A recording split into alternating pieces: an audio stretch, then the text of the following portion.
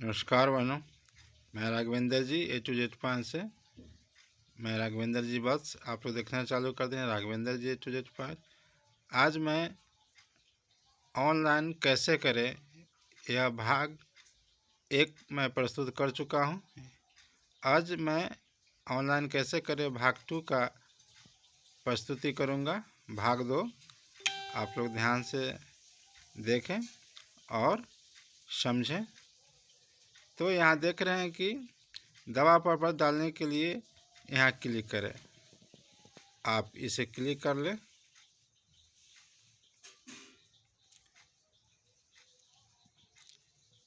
यह क्लिक करने के बाद आपका यह पेज खुल जाएगा जिसमें लिखा हुआ है दवा प्रपत्र।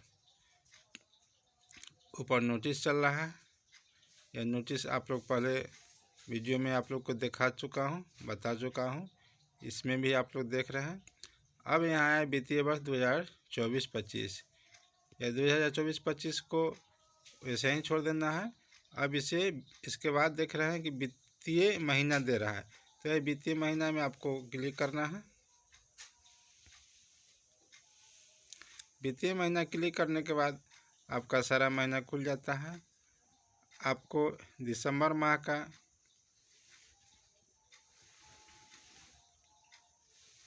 दवा पत्र डालना है 1 से 15 दिसंबर तक। तब दिसंबर माह को ओके कर लेते हैं, खोल लेते हैं, क्लिक कर लेते हैं। अब यह दिसंबर माह खुल गया है। आपको इसमें मैं पहले दैनिक कार्य का बता रहा था। आज दैनिक कार्य का C1 में बताया था। आज मैं C1 सी कोड का पूरा क्लियर हो गया था। अब मैं आगे बताऊंगा, आप लोग ध्यानपूर्वक देखें। दैनिक कार्य में जिस तरह से आप लोग प्लस का बटन दबाते थे और अपना कार्य जोड़ते थे, उस तरह से प्लस का बटन दबाएंगे। इस तरह से आपका पेज खुल जाता है। अब यहाँ आप लोग देख रहे हैं वित्तीय वर्ष 2024-25, वित्तीय महीना दिसंबर, कार्य कोड में आप लोग यहाँ डालेंगे। कार्य कोड जहाँ लिख रहा है कार्य कोड डालें। यहाँ कार्य कोड डालेंगे, उसके नीचे लिख रहा है श्रेणी का प्रकार। तो कार्य कोड डालने के बाद सिलेक्ट आता है, सिलेक्ट ऑप्शन में जितना भी कार्य है सो आपको पॉइंट वाइज दिखाई देगा। आपको सिलेक्ट के ऑप्शन दबाना होगा।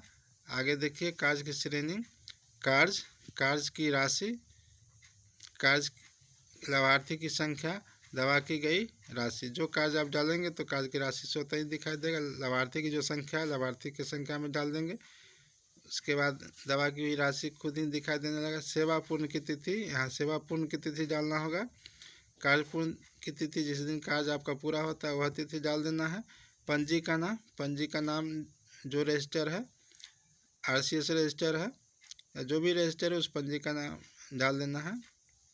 इसके बाद सिलेक्ट वॉल्यूम को सिलेक्ट करना है। अगर बच्चा से संबंधित है तो 3 डालना है। अगर महिला वयस्क से संबंधित है तो 2 डालना है। लाभार्थी का विवरण यहाँ दे रहा है। लाभार्थी का नाम, वार्षिक ID HRP रजिस्टर डालना है, वार्षिक ID। उसके बाद सेवा पूर्ण की तिथि डालना है, पंजी का दिनांक डालना है। इस तरह से ये सारे कॉलम डालने के बाद आपका ओके का ऑप्शन आएगा, उसे क्लिक कर देना है। इस तरह से आपका यह पूरा होगा। अब मैं कार्य को डाल करके आप लोग को जिस कार्य का उसको भरने के सिखाऊंगा। यहाँ आप लोग देख रहे हैं कि लिख रहा है सामुदायिक और संस्थागत। तो सामुदायिक जो आप लोग अपने क्षेत्र में जो काम करते हैं, चाहे ANM के द्वारा हुआ, चाहे टीकाकरण हुआ, जो भी है ये सब सामुदायिक में आएगा। और संस्थागत जो कार्य आपका PSC में होता है वह संस्थागत आता है। जैसे ऑपरेशन हुआ, डिलीवरी हुआ, या प्रधानमंत्री जो है टीकाकरण सप्ताह होता है, पखवाड़ा होता है, और या महीना में जो होता है वह PSC पर होता है 9 तारीख का या 21 तारीख का उसको संस्थागत में डालेंगे।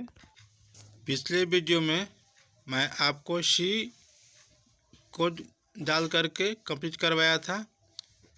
आज मैं आई कोड डाल करके कंप्लीट करवाऊंगा। कार्य कोड जहाँ लिख रहा है वहाँ पर आप लोग आई कोड डालें।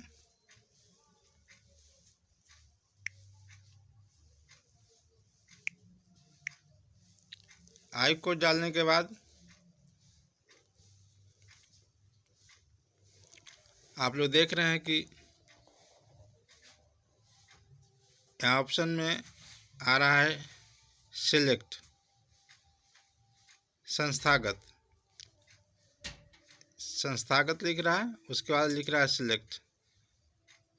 तो आप सिलेक्ट को दाबेंगे, क्लिक करेंगे। जब सिलेक्ट को क्लिक कर देते हैं तो देखिए आपको आई से संबंधित सारा कार्य आ रहा है। आप लोग को दिख रहा है कि आई में कितने कार्य हैं। तो 1 से लेकर के 9 तक है, मतलब 1 से लेकर के 9 तक है। पहला है मातृ स्वास्थ्य, दूसरा है परिवार नियोजन कार्यक्रम, तीसरा है प्रतिरक्षण नियमित टीकाकरण आशा एवं अन्य स्वैच्छिक कार्यकर्ता द्वारा, चौथा है शिशु स्वास्थ्य, पाँचवा है आशा कार्यक्रम, छठा है RKSK कार्यक्रम, सातवां है NPCDCS कार्यक्रम, आठवां है राष्ट्रीय कार्यक्रम और 9वां है ABPMJY कार्यक्रम, जो 9 तारीख और 21 तारीख को होता है महीना में। अब इसमें आपको जो कार्यक्रम देना है उसका क्लिक करेंगे। जैसे हम मातृ स्वास्थ्य कार्यक्रम को क्लिक कर देना है तो मातृ स्वास्थ्य कार्यक्रम को क्लिक करते हैं। अब मातृ स्वास्थ्य कार्यक्रम जब क्लिक करते हैं तो यह I1 आ जाता है। अब I1 में मातृ स्वास्थ्य कार्यक्रम क्लिक कर लिए हैं तो अब इसको अब सिलेक्ट पर जाएंगे।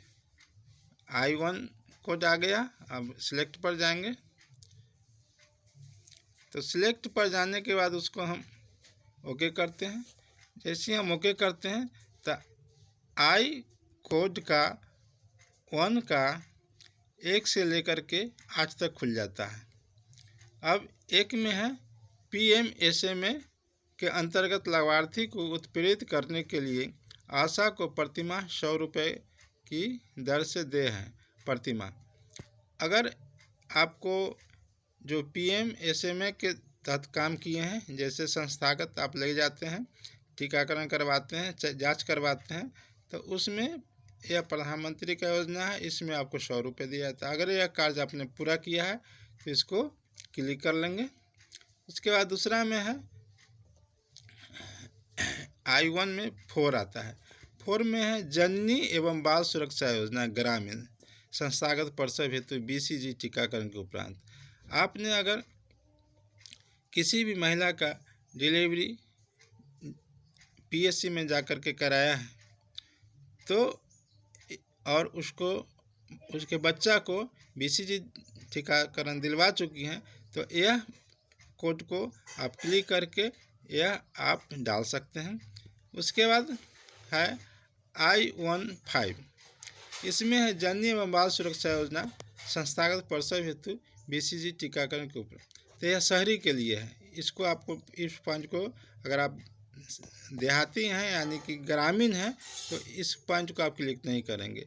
आप ग्रामीण हैं तो 4 का ही क्लिक करेंगे। जो शहरी आशा है वह 5 को क्लिक करेंगे।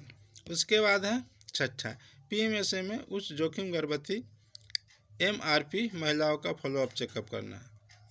जिनके उच्च जोखिम है, जैसे कि खून की कमी है या स्वास्थ्य संबंधी कोई दिक्कत है, तो उनको आप अगर चेकअप करवाते हैं तो I16 पॉइंट को क्लिक करेंगे। उसके बाद है I18, इसमें सुरक्षित गर्भपात सेवाएं। यह सरकार के तरफ से सुरक्षित गर्भपात सेवाएं भी उपलब्ध कराया गया है। आप लोग अगर ऐसा सेवा प्रदान किए हैं तो I1.8 आप क्लिक कर सकते हैं। अब आपका I1 कोड पूरा हो चुका है। मैं अब I2 कोड में प्रवेश करूँगा, 2 क्लिक कर दें। जैसे ही I2 क्लिक करते हैं तो आपको यहाँ सिलेक्ट का ऑप्शन आता है, आप सिलेक्ट को क्लिक करें। जैसे ही सिलेक्ट क्लिक करते हैं तो आपका I2 में 1 से लेकर के 9 तक का ऑप्शन आता है। पहला में है महिला बंध्याकरण के उत्प्रेरण हेतु। आपने अगर महिला बंध्याकरण उत्प्रेरित किया है तो यह कोड आप डालें। इसको ऑपरेशन कहते हैं, महिला बंध्याकरण ऑपरेशन कहते हैं। उसके बाद दूसरा है पुरुष नसबंदी के उत्प्रेरण हेतु। अगर आपने पुरुष नसबंदी करवाया है तो यह I2.2 क्लिक करें, यह ऑप्शन डालें। उसके बाद प्रसव उपरांत बंध्याकरण के उत्प्रेरण हेतु। अगर आप प्रसव हो जाने के बाद बंध्याकरण के लिए किसी भी महिला को, पेशेंट को आपने उत्प्रेरण किया है, संस्थागत बंध्याकरण करवाया है, तो इसके लिए I2.3 क्लिक करें, इसको ऑप्शन डालें। उसके बाद चौथा में गर्भपात उपरांत बंध्याकरण के उत्प्रेरण। अगर किसी महिला को आपने गर्भपात के उपरांत बंध्याकरण के उत्प्रेरण के लिए लाया है तो इसके लिए आप I2.4 ऑप्शन डालें। उसके बाद I2.5 प्रसव के उपरांत कॉपर्टी यानी कि PPIUCD संस्थापन के उत्प्रेरण हेतु। आपने यह कार्य अगर पूरा किया है तो I2.5 ऑप्शन डालें। उसके बाद I2.6 लाभार्थियों को गर्भ निरोधक सुई अंतरा उपयोग के उत्प्रेरण हेतु। अगर किसी भी लाभार्थी को आपने अंतरा सुई दिलवाया है तो यह ऑप्शन डालें। इसके बाद I2.7 इसमें कह रहा है कि आदर्श दंपति योजना अंतर्गत आशा को उत्प्रेरण स्वरूप दे राशि। आशा द्वारा एक संतान वाले दंपति को उत्प्रेरित कर पहले बच्चे एवं दूसरे बच्चे के जन्म में कम से कम 3 वर्ष का अंतराल सुनिश्चित करवाने पर, अगर ऐसा आपने किया है तो यह ऑप्शन डालें। उसके बाद I2.8 आदर्श दंपति योजना अंतर्गत आशा को उत्प्रेरण स्वरूप दे राशि। आशा द्वारा 2 बच्चों तक वाले दंपतियों को उत्प्रेरण कर परिवार नियोजन की अस्थायी विधि सुनिश्चित करवाने पर, अगर किसी दंपति को आपने 2 बच्चों के बीच आशा द्वारा 2 बच्चों तक वाले दंपतियों को उत्प्रेरण कर परिवार नियोजन करवाते हैं तो इसके लिए आपको I2.8 ऑप्शन डालना पड़ेगा। इस तरह से आपका I2 का प्रकार आपका I2 ऑप्शन पूरा होता है, यह कार्य आपका संपूर्ण होता है। अब हम लोग I2 कंप्लीट कर चुके हैं, I2 कोड वाले।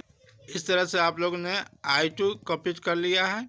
अब कोड I3 को कंप्लीट करना है। अब 3 आप लोग I के बाद 3 क्लिक कर लें। 3 क्लिक करने के बाद फिर ऑप्शन आता है कार सेलेक्ट का, तो कार सेलेक्ट को आप लोग क्लिक करें। कार सेलेक्ट क्लिक करने के बाद आप लोग को I3.2 ऑप्शन आता है। इसमें पल्स पोलियो अभियान NID SNID MOP UP हेतु आशा को दे राशि प्रतिदिन। इसमें आप लोग पल्स पोलियो अभियान अगर किए हैं तो उसका ऑप्शन डालें। जिस महीना में यह कार्य पूरा हो गया है, अंत हुआ है, उस महीना में आप लोग यह कार्य को डाल सकते हैं। तो इस तरह से आपका I3.2 भी कंप्लीट होता है।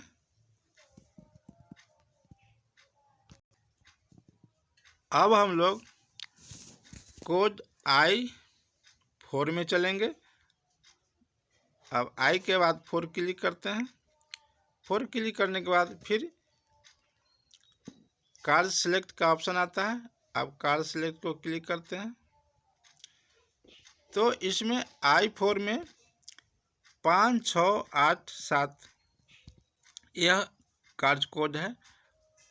5 में दिया हुआ है कि चिकित्सीय जटिलता वाले अति गंभीर कुपोषित बच्चों को पोषण पुनर्वास केंद्र पर रेफर करने के उपरांत, अगर कोई भी बच्चा अति कुपोषित है तो उसके कुपोषण को दूर करने के लिए आप पोषण पुनर्वास केंद्र पर ले जाते हैं, पहुंचाते हैं, तो यह कार्य पूरा करते हैं तो यह कोड I-4.5 का ऑप्शन डालें। उसके बाद I-4.6 इसमें पोषण पुनर्वास केंद्र से डिस्चार्ज होने के बाद 15-15 दिन के अंतराल पर 2 फॉलोअप करने के उपरांत 50 रुपये प्रथम अथवा चौथा फॉलोअप पर देय राशि, कुल राशि 100। अगर यह कार्य आपने पूरा किया है तो इसको भी आप लोग ने यह ऑप्शन को डाल लें। और उसके बाद है I-4.8 इसमें बच्चे को अति गंभीर कुपोषित की स्थिति में मुक्त किए जाने पर आशा को दे प्रोत्साहन राशि। बच्चे अगर अति गंभीर कुपोषित की स्थिति है तो उनको वहाँ पर यह पता चल जाता है और उनका भर्ती होता है, तो आपके लिए यह कार्य आपके द्वारा अगर संपन्न किया गया है तो यह I-4.8 ऑप्शन को डालें। उसके बाद है I-4.7 पोषण पुनर्वास केंद्र से डिस्चार्ज होने के बाद 15-15 दिन के अंतराल पर 2 फॉलोअप करने के उपरांत 25 रुपये, दूसरा अथवा तीसरा फॉलोअप पर 50 रुपये।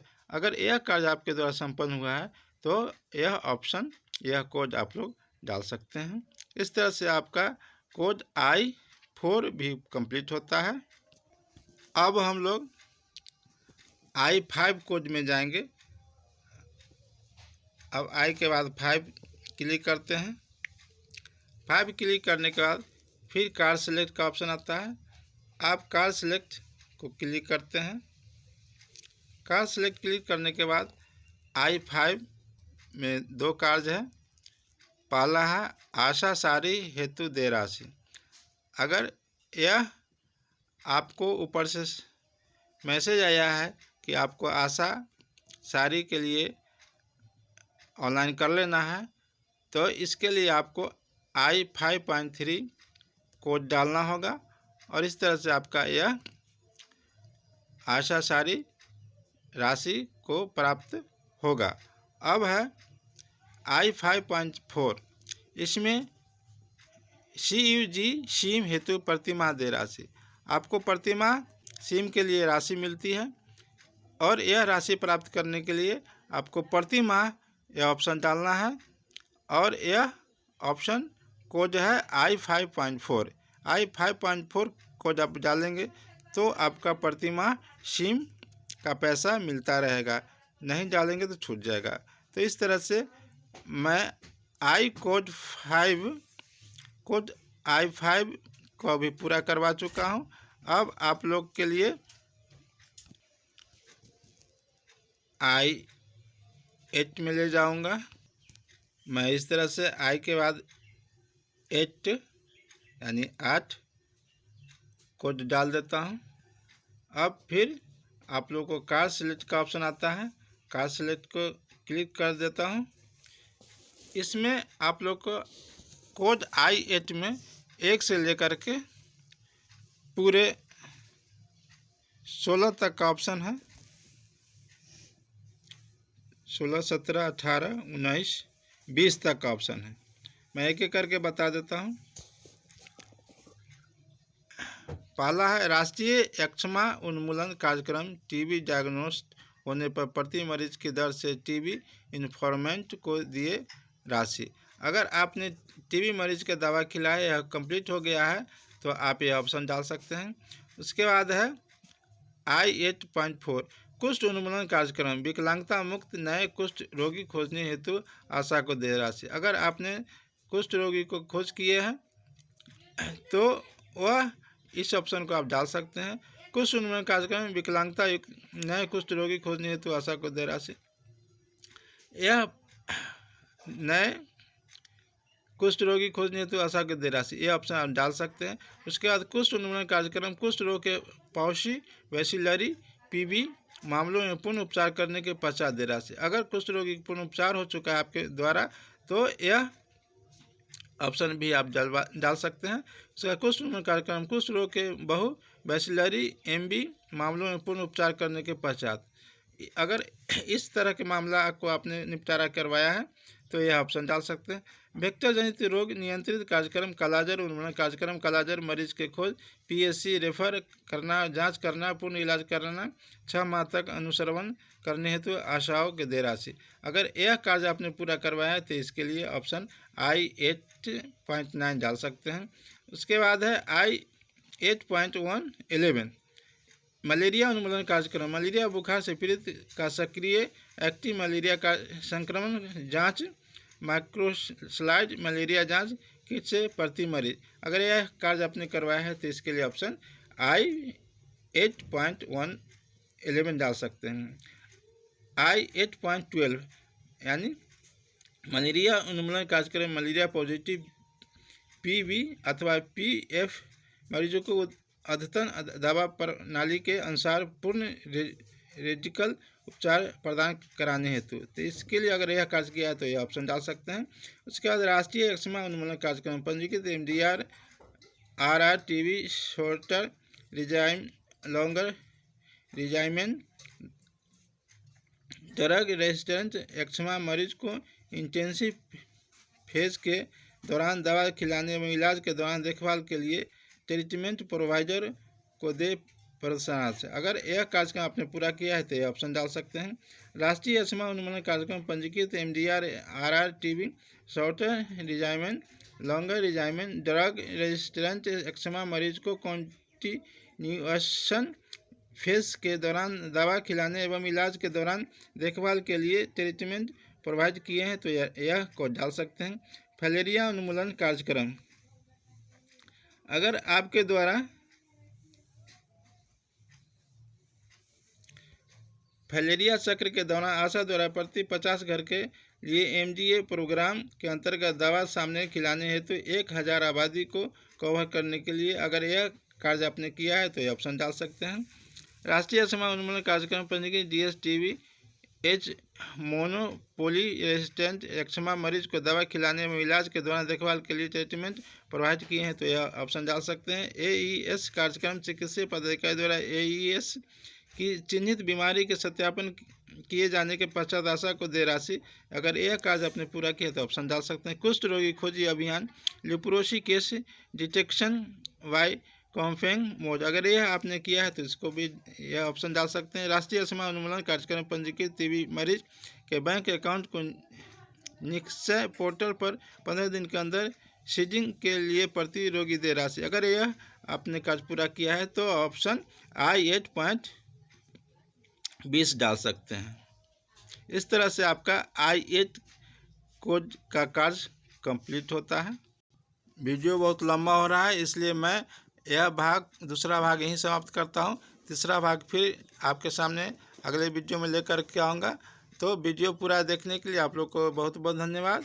मैं राघवेंद्र जी A to Z पान से। आप लोग को यह वीडियो पसंद आया हो तो लाइक करें, सब्सक्राइब करें, शेयर करें और कमेंट भी करें। बेल आइकन को जरूर दबा लें और जो नए हैं इस चैनल पर वो सब्सक्राइब जरूर करें ताकि जो भी वीडियो मैं काम की डालूँ वह आप तक तुरंत पहुंच सके। धन्यवाद।